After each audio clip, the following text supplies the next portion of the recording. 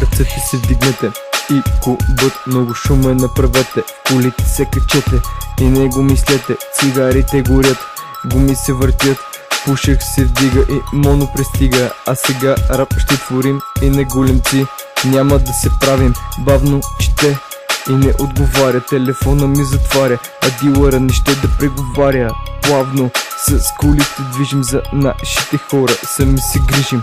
Текст инструментал, бам, готово е моята песен. Пак на мода е, бригадата е голяма, играта е за двама. Ако не плащаш на време, ще бием с стига. На време ти е вече да пораснеш и с живота да се напаснеш. Супер е да пееш, но е по-добре с рапа в сърцето си да живееш. Жени, пари, коли искам аз, но за разлика от мене другите искат власт. На снимка давам лайка, звъни ми яка майка. Мъжите е отека, ни се кикат за петайка. Всяките коли пристигам и всички на крака аз вдигам.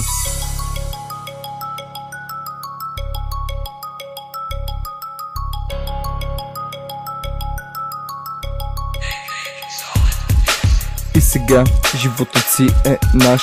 Аз погледнали те бягаш 500 коня под капака.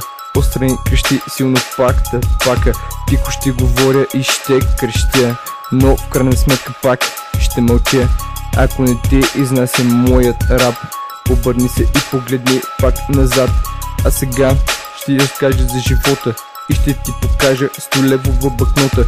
Дори и прав да стоя, пак гадно ще ми звучи гласа. Уиските, партиите, шотове, мацки на високи токове, със силна музика в колите. Катерим ни пак планините, чупим много стъкла, забавляваме се, ей така. Нещо гледам си против мен, май си пушил от храста зелен.